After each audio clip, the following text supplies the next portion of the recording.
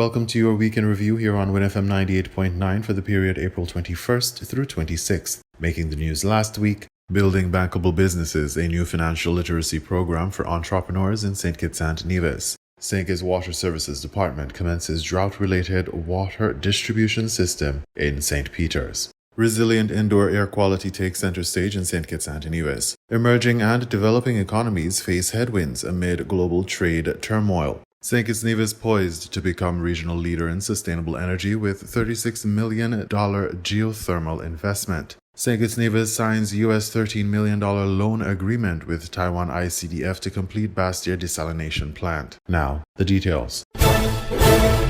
Small business owners and entrepreneurs in St. Kitts and Nevis now have a valuable opportunity to improve their financial skills and grow their businesses through the new Building Bankable Businesses Financial Literacy Program launched on April 24, 2025. This 6-week training program aims to help business owners manage their operations more effectively and increase their chances of securing financing. The Honorable Samuel Duggins, Minister of Entrepreneurship et al., shared that this program is close to his heart as he understands firsthand the struggles of building a small business. He stated that the government has already assisted over 300 businesses in obtaining financing, but there are still challenges to overcome. The program is designed to break down those barriers and ensure every entrepreneur has the support they need to succeed. This initiative is not just a training session, it's a gateway to clarity, a gateway to confidence, and a gateway to capital. It's an investment in the people who keep our economy thriving, the small business owners who open early, who close late, and who carry the weight of their families and their communities on their shoulders. We understand the struggle here. We've listened to your frustration. We know that access to financing has long been one of the greatest hurdles for most MSMEs. And we are not sitting idly by. Through this program and this partnership, we are creating a practical, supportive, and inclusive roadmap for all businesses to attain success. This program is about more than information. It's about transformation. It's about equipping our entrepreneurs not just who have great ideas, but with financial tools, knowledge, and the preparation to make those ideas bankable, fundable, and ultimately sustainable.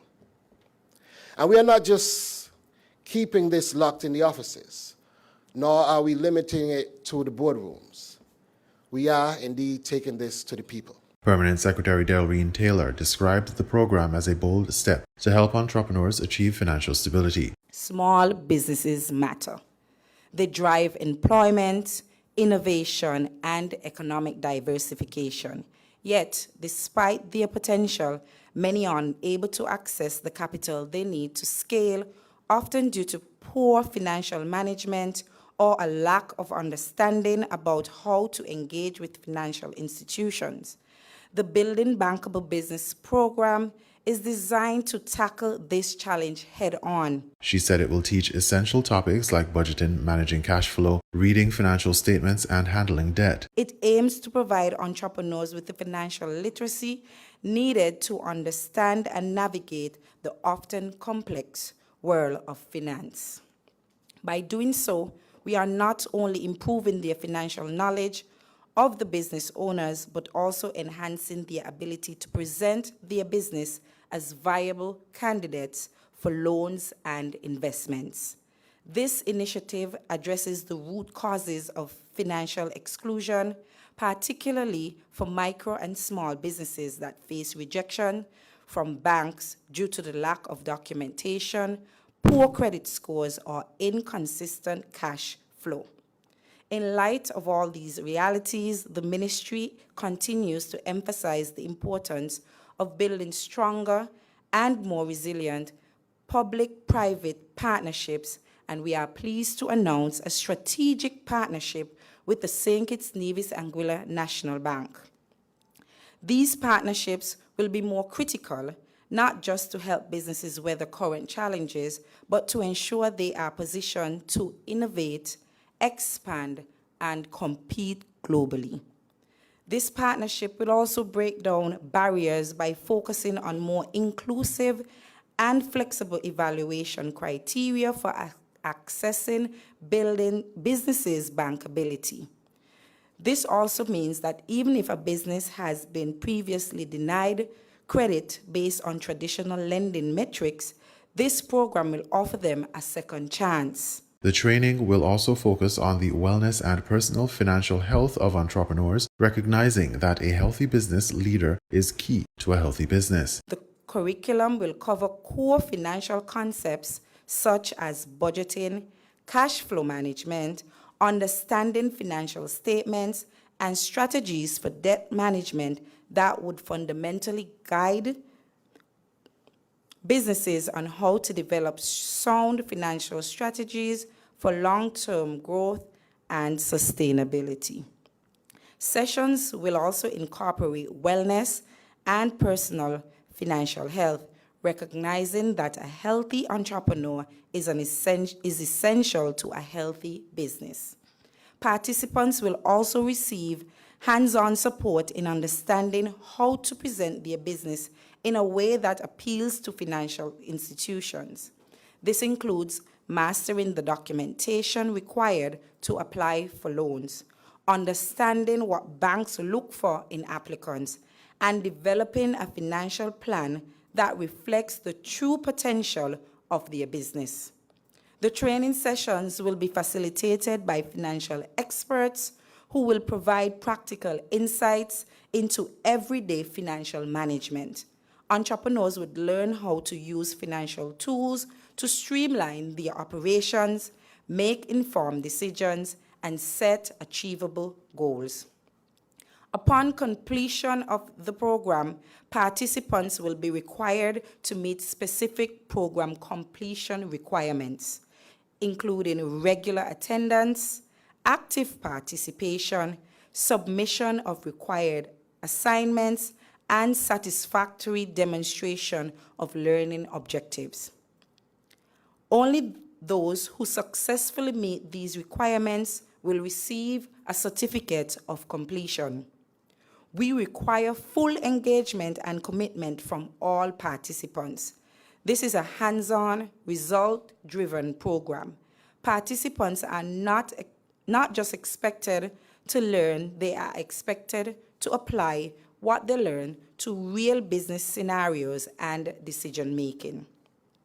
The ministry and our partners are equally committed to delivering a high-impact program. The program will also guide participants on how to prepare the documents banks need and how to present their business plans to lenders. The support is essential because many small businesses are often turned down for loans due to missing paperwork or poor credit. The ministry is partnering with the St. Kitts Nevis Anguilla National Bank to offer flexible loan evaluation criteria, providing more entrepreneurs with opportunities. David Lake, Group Commercial Head of the National Bank, expressed the bank's strong support for this program. He encouraged business owners to take advantage of the training, stating that the bank would work closely with the ministry to ensure that more entrepreneurs gain access to financing. The bank views this initiative as a means to support the growth of both businesses and the community. By joining forces with the ministry and other partners, including the Eastern Caribbean Partial Credit Guarantee Corporation, we aim to amplify the impact of this initiative, ensuring that more business owners across our federation can benefit from these critical resources.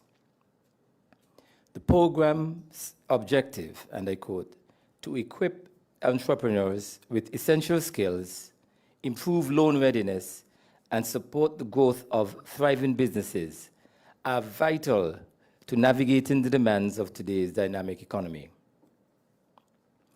As National Bank continues to grow and evolve, we remain steadfast in our commitment to ensuring that our customers and communities grow right alongside us. The trust placed in us by the people of St. Kitts and Nevis is reflected in the sustained growth of our portfolio. We deeply value this trust and take seriously our responsibility to give back through meaningful support for customer education and financial literacy initiatives like this one. A word to our entrepreneurs and aspiring business owners. I urge you to seize this opportunity with both hands. Invest in your financial education, nurture your business ideas, and take full advantage of the resources provided by the ministry through this outstanding program. The knowledge and skills you acquire will lay a solid foundation for businesses to thrive and bear fruit in the future to come. Entrepreneurs interested in joining the program can apply online at www.bankablebiz.com. The application process is straightforward, but it requires submitting basic business documents including a plan, financial projections, and identification. The ministry is prepared to support applicants in every stage. The Building Bankable Businesses Financial Literacy Program is a key initiative designed to empower small businesses in St. Kitts and Nevis by helping entrepreneurs improve their financial knowledge and access capital. It supports economic growth and creates more opportunities for long-term success. The Building Bankable Businesses Financial Literacy Program opens doors to a stronger, more inclusive business community across the islands.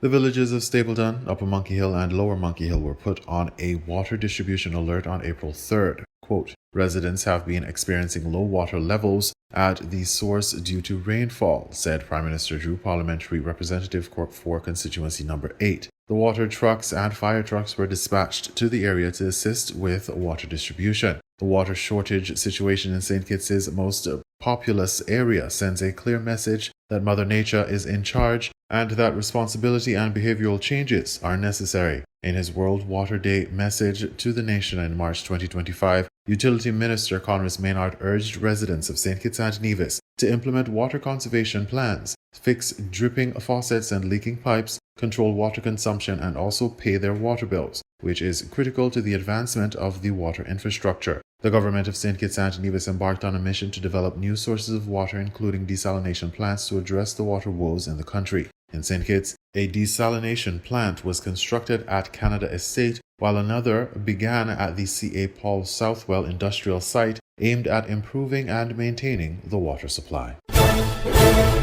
On April 16, 2025, Dexter Fazell, chair of the Indoor Air Quality Task Force, and Dr. Jazel Rowland, a member of the task force, addressed the intrinsic relationship between indoor air quality and the outdoor environment. I think it's unarguable that the quality of indoor environments, basically, it is directly related to the quality of the outdoor environments, the ambient environments. Yeah, because those particles are all around us, floating, and they await every single opportunity to basically infiltrate and find a home in our environment. Concerns and frustrations around indoor air issues are increasing, particularly relating to mold. The dialogue was successful in that it provided us, like I said earlier, with that starting point. It was more of a situational analysis of what really obtains in St. Kitts, what are the troubling issues, and how we need to go forward, identifying these issues, and of course addressing them. The importance of stakeholder and public buy-in in the development of the indoor air quality policy framework was also a focus. Well, I would say there was buy-in. I mean, the event was well attended. We saw both persons from the workforce. We saw students as well, which is very important. And might I add, one of the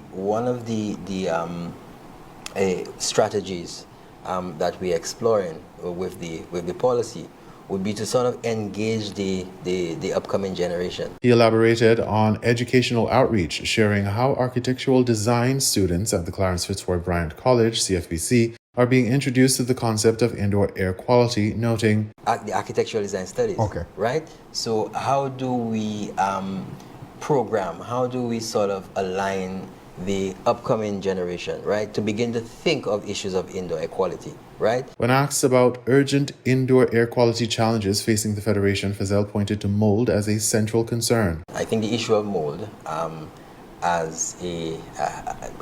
is one of the most significant issues that occupies the minds of individuals, and of such, it actually legitimizes the whole idea of putting this draft policy in place, yeah, because we have agreed that there is a problem and there is an actionable solution underway to basically address some of these issues. He further explained that this problem is common across the Caribbean due to shared tropical climates. We crave a cooler indoor environment. Most persons can't live without AC units. The AC unit itself can present a significant challenge as well, because we need to deal with the humidity, we need to deal with the moisture, right?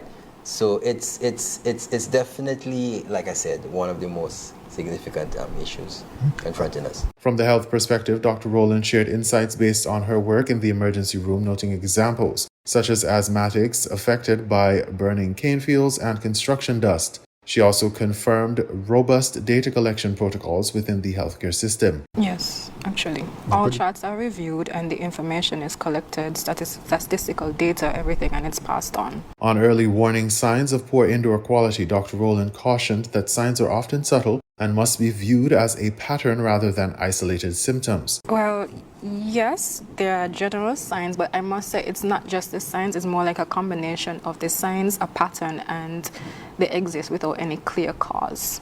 For example, drowsiness, nausea, difficulty breathing, worsening asthmatic conditions, irritation to the eyes, the ears, irritation to the eyes, the nose, and the throat as well. Persons may have frequent headaches, skin dryness, irritation. She emphasized that these symptoms could be mistaken for other ailments, reinforcing the importance of context and collective experience. Dr. Rowland also detailed the long-term health risks associated with poor air quality, particularly for vulnerable groups. In terms of children can have developmental effects. Their concentration can be reduced, therefore their learning ability can be affected, and those with asthmatics would have worsening. The asthma condition can be worsened. In terms of elderly, long-term exposure may increase the risk of dementia, and there may be a mental decline. Also, it increases their risk. They have a higher risk of developing heart and lung diseases as well.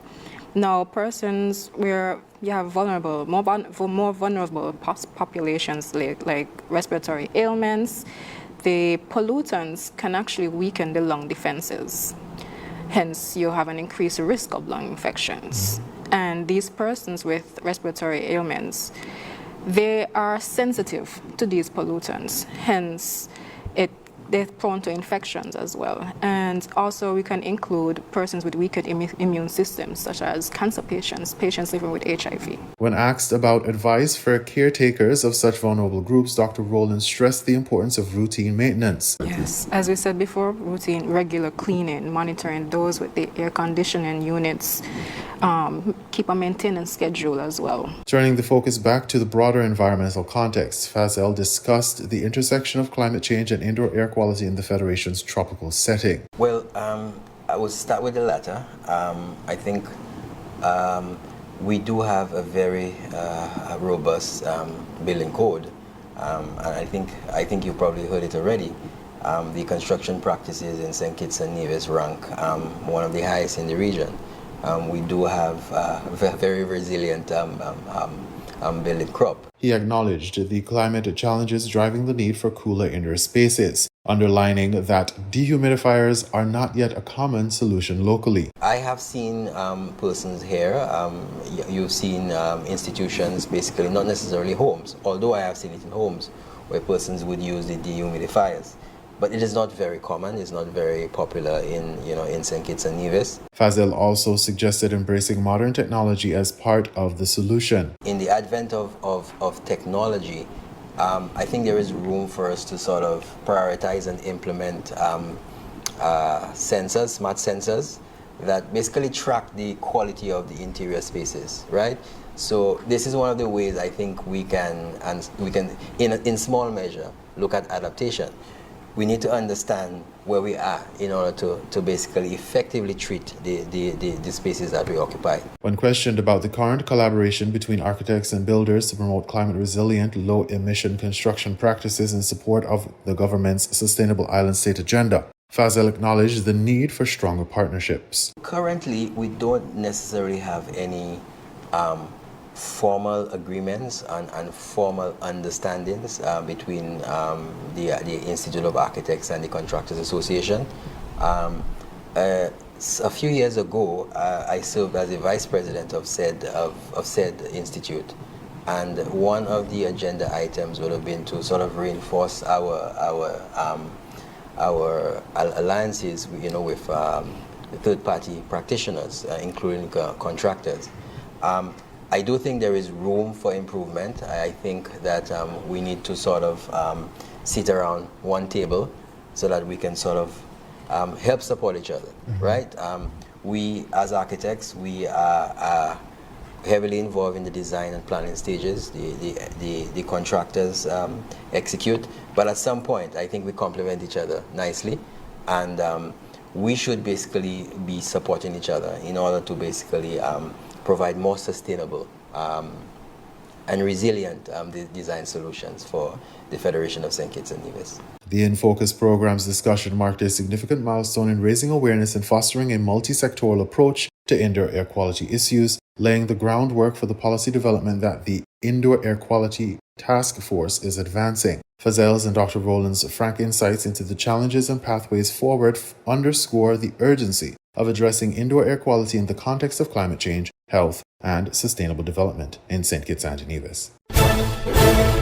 The International Monetary Fund, IMF's latest World Economic Outlook, released on April 22, 2025, underscores a shifting global economic landscape that poses significant challenges for emerging and developing economies, including small island developing states, SIDS, like St. Kitts and Nevis. The biannual report produced by the IMF's research department provides a comprehensive overview of economic growth, inflation, and other key global macroeconomic indicators, serving as a vital reference for the International Monetary and Financial Committee's deliberations and IMF's global surveillance efforts. Pierre-Olivier Gunrinches, Chief Economist and Director of the Research Department at the International Monetary Fund, highlighted the profound transformation underway. The landscape has changed since our last World Economic Outlook update in January.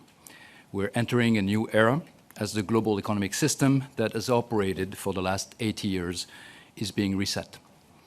Since late January, many tariff announcements have been made, culminating on April 2nd with near universal levies from the United States and counter-responses from some trading partners. The US effective tariff rate has surged past levels reached more than 100 years ago, while tariff rates on the US have also increased. The dramatic escalation in tariffs, coupled with rising policy uncertainty, threatens to significantly slow global growth. The IMF's reference forecast, incorporating trade policy changes up to April 4, 2025, projects global growth to slow to 2.8% for 2025 and recover marginally to 3% in 2026. These figures reflect a cumulative downgrade of approximately 0.8 percentage points from January 2025 estimates. The report also underscores the sharp contraction anticipated in global trade growth, which is expected to more than halve from 3.8% in 2024 to just 1.7% this year. For emerging and developing economies, the outlook is particularly sobering. Growth is forecast to slow to 3.7% in 2025 and inch up modestly to 3.9% in 2026, with pronounced downgrades for countries most impacted by recent trade measures, such as China. All countries are negatively affected by the surge in trade policy uncertainty, as businesses cut purchases and investment, while financial institutions reassess their borrowers' exposure. Uncertainty also increases because of the complex sectoral disruptions that tariffs could cause up and down supply chains, as we saw during the pandemic. In the context of Latin America and the Caribbean region, which shares economic linkages with the small island developing states, the IMF report highlights a nuanced picture. Growth remains driven primarily by consumption, buoyed by resilient labor markets, though investment continues to falter. So for Latin America as a whole, we're seeing activity that is largely driven by consumption on the back of resilient labor markets, while investment remains somewhat sluggish. And the slowdown in our projection reflects the impact of tariffs and the global growth slowdown, of course, which is also affecting countries in the region, policy uncertainty, and the withdrawal of fiscal stimulus and in some countries, monetary policy tightening. Petia Koiva Brooks, Deputy Director at the IMF's Research Department added insight into inflation dynamics that complicate the policy landscape. The disinflation process has also slowed a bit, and this is also makes the policy trade-offs a bit more complicated, with growth slowing down, and at the same time, having still challenges on the inflation side. Small island developing states, while not always separately quantified in global forecasts, often share vulnerabilities characteristic of low-income and emerging market groups. The challenges surrounding financial flows and exposure to commodity price swings, as described in the IMF's report, are particularly salient to these nations. Regarding low-income countries as a group, Gurinch has noted. Low-income countries as a group, we are also seeing a downgrade, which we report in our report, of 0.4 percentage points. We're expecting growth of 4.2% in 2025. So the 0.4 is very similar to what we're seeing at the aggregate level, 0.5. So from that perspective, it looks quite the same. However, there are also a lot of differences across countries. And when we look more carefully, you might see some vulnerable countries, especially in sub-Saharan Africa, but elsewhere as well, who could face very challenging conditions as a result of the tariffs in an environment in which many of the countries, low-income countries, have been facing a funding squeeze for a number of years now. Private capital flows to this region have been drying up or have been coming on very expensive terms. We're seeing a drying up also of some official aid flows. So some of these countries have very limited fiscal space. They're in a situation where the situation could become more challenging. The IMF's assessment further highlights diversifying impacts depending on countries' commodity profiles. Now, on the flip side, the fact that we're seeing commodity prices coming down for many commodities will help some of them. The commodity importers in that group will hurt the ones who are commodity exporters. And there are a number of countries among the low-income group that are commodity exporters. So that's adding some additional pressure on them. The broad implications for small island developing states are clear. These economies, often reliant on equitable trade relations and external support, face intensified risks from global trade disruptions and tightening financial conditions. Reduced private capital flows and official aid, against a backdrop of elevated debt levels and limited fiscal space, threaten to constrain investment in crucial sectors including infrastructure, healthcare, and climate resilience. Risks to the global economy have increased and are firmly to the downside. First, while we are not projecting a global downturn, the risk it may happen this year have increased substantially, from 17% projected back in October to 30% now.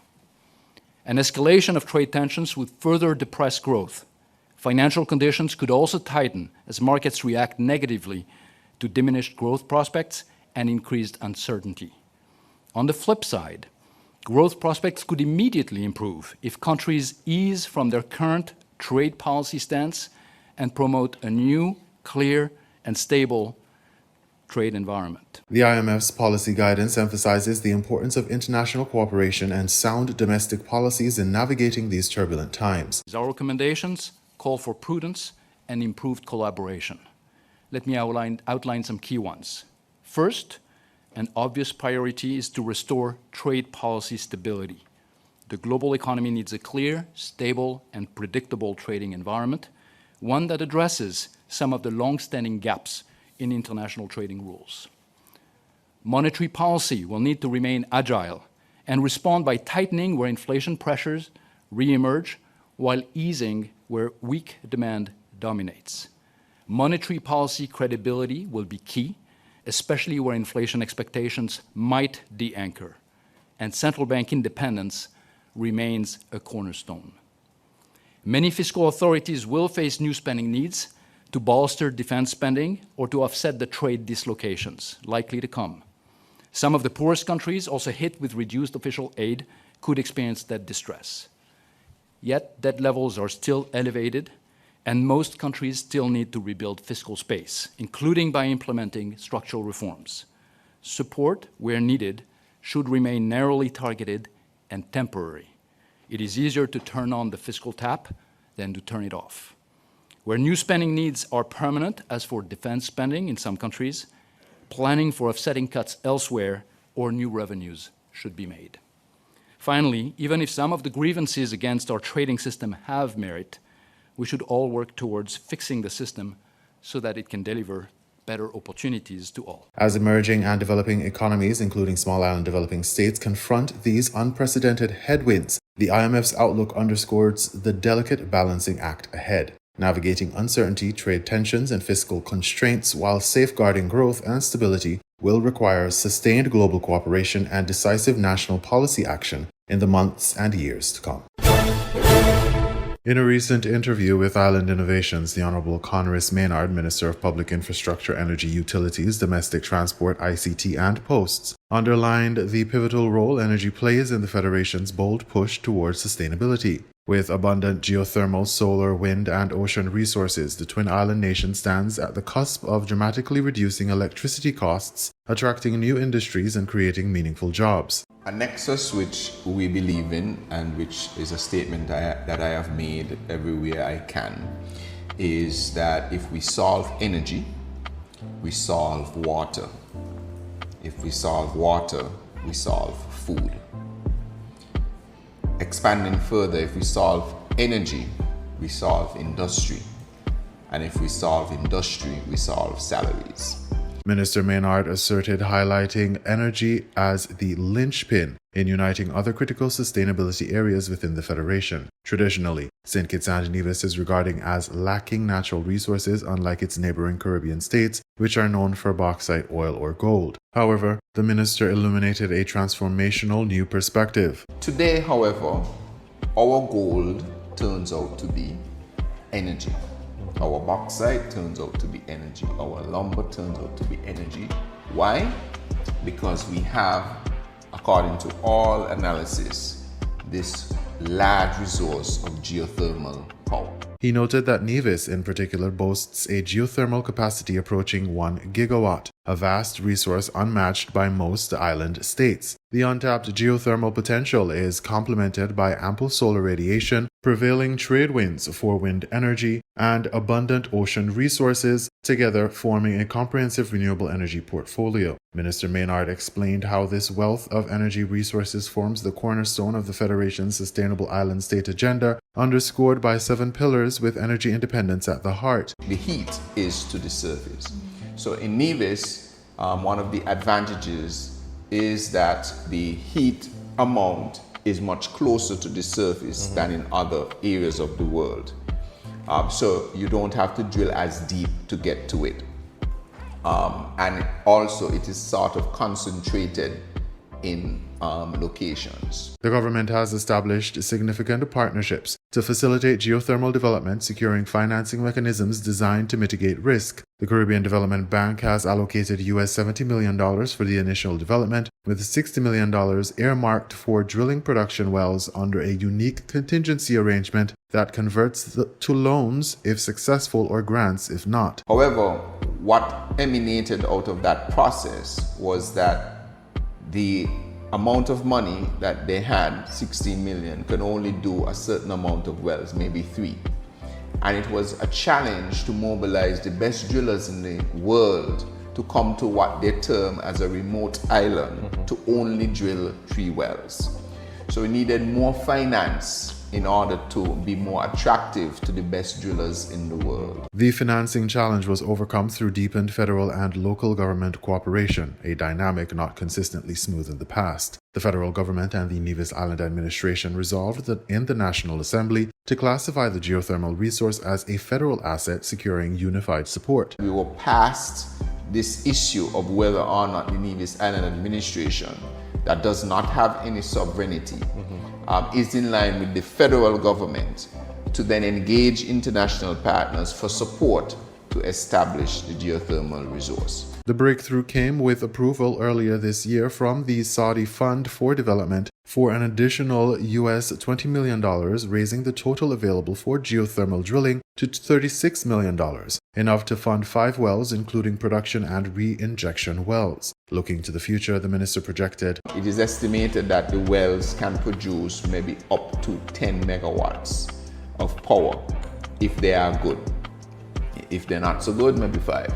But in any case, that is roughly 15 to 30 megawatts of power immediately. While acknowledging the high capital costs initially, he emphasized the long-term benefits of significantly lower operational costs, which would reduce electricity production costs. Currently, the government subsidizes electricity costs to shield consumers absorbing fuel variation charges in St. Kitts. With geothermal energy, the government does not have to consider paying this FEC because the cost of electricity would greatly be reduced. The new cost structure is expected to attract industries that rely on affordable energy, creating employment opportunities and fostering economic diversification. The vision extends beyond local gains, with Minister Maynard outlining plans to interconnect the electrical grids of St. Kitts and Nevis. So St. Kitts and Nevis then becomes one electrical grid. So any industry developed on St. Kitts or Nevis will then be able to share any renewable energy resource on either island. Moreover, excess geothermal energy opens avenues to power-to-X technologies, converting surplus energy into molecules such as hydrogen or ammonia, expanding the country's potential role in emerging green energy markets. We are on a path to make St. Kitts and Nevis the first fully sustainable island state in the Western Hemisphere and perhaps even the world. The milestone should showcase how a small nation can weather the impact of shocks such as energy, food, water shortages, which threatens much of the world today. Highlighting political resolve, the minister noted the rare unity between opposing parties in the Federation, emphasizing the joint commitment towards sustainability goals. So there is now no daylight between the Nevis Island administration and the federal government. So we are now an example of how opposing political ideologies can come together for the benefit of the entire nation.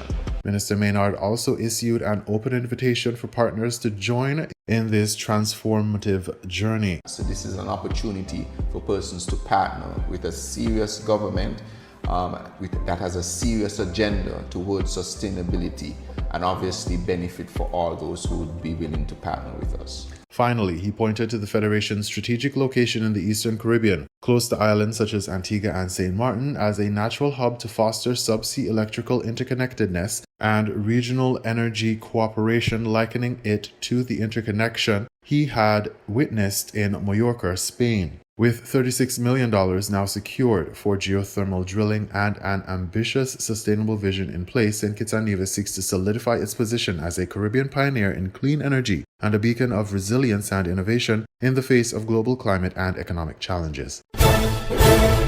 On April 10, 2025, the government of St. Kitts and Nevis marked a significant milestone in its quest for water security by signing a landmark loan agreement valued at up to US $13 million with the International Cooperation and Development Fund, ICDF, of the Republic of China, Taiwan. The funding will substantially support the completion of the Bastia desalination plant, a vital infrastructure project aimed at providing a continuous, reliable source of clean, potable water to the Federation. The loan agreement ceremony, witnessed by key government figures and the Taiwanese ambassador to St. Kitts and Nevis, Michael Lin, underscores the growing cooperation between the two nations. Darrell Lloyd, Permanent Secretary in the Ministry of Public Infrastructure and Utilities, expressed his ministry's enthusiasm for the partnership, emphasizing the critical nature of the project. Ministry of Public Infrastructure, through the government of St. Kitts and Nevis, is extremely pleased for the signing ceremony today, which signals the official ceremony that provides a loan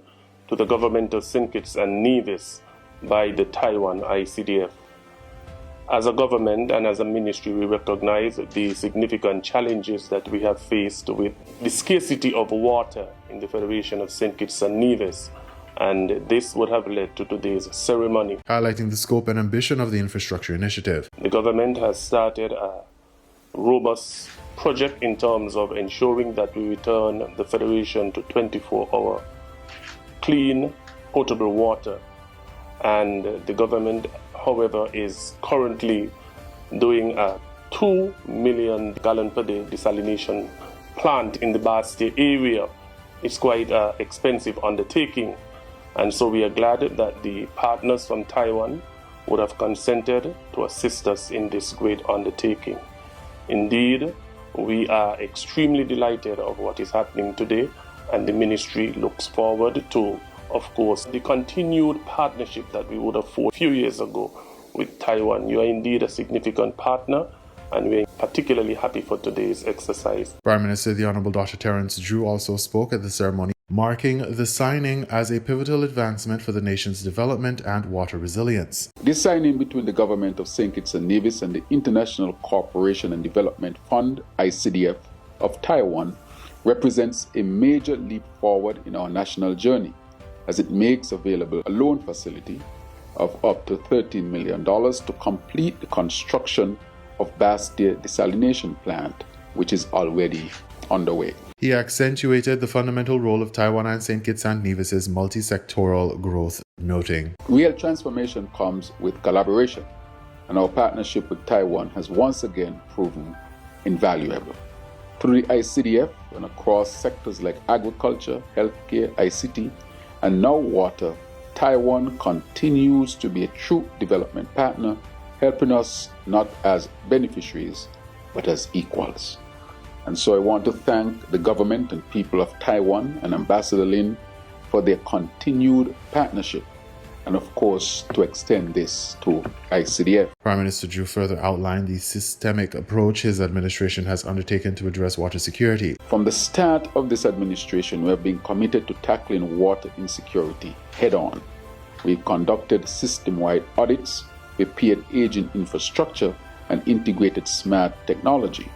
But we knew the long-term solution had to be bold, and this plant is part of that solution. As he concluded, Dr. Drew acknowledged the collaborative efforts behind this achievement. This government continues to power forward, addressing the social aches being faced by our people.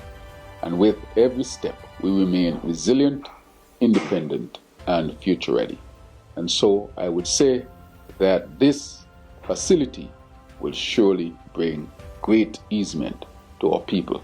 And I finally say thanks again to Taiwan, thanks to the Ministry of Finance, represented here, the Ministry of Infrastructure, and thanks to the Minister Conway Maynard in his absence for his hard work on this one. And this collaboration is truly proven to be worthwhile and beneficial to all of us involved, both the people and government of St. Kitts and Nevis and the people and government of Taiwan. The Bastia Desalination Plant, currently under construction, is a cornerstone initiative in the government's broader Sustainable Island State agenda, designed to transform seawater into safe drinking water with a capacity of 2 million gallons per day. This plant will dramatically reduce the Federation's dependence on rainfall and groundwater sources, which have been severely impacted by climate variability. The project is expected to be completed in July 2025. It will ensure that the Bastia region and surrounding areas have access to potable water 24 hours a day, providing a much-needed solution to the water challenges that have long plagued the country. The collaboration with Taiwan continues to exemplify a partnership based not on traditional donor-recipient dynamics, but on mutual respect and a shared vision for sustainable development. With this agreement, St. Kitts and Nevis steps closer to securing water resilience and improving the quality of life for its citizens through strategic investments and international cooperation. You were listening to the Week in Review here on WINN FM 98.9. Thank you for listening and have a productive week.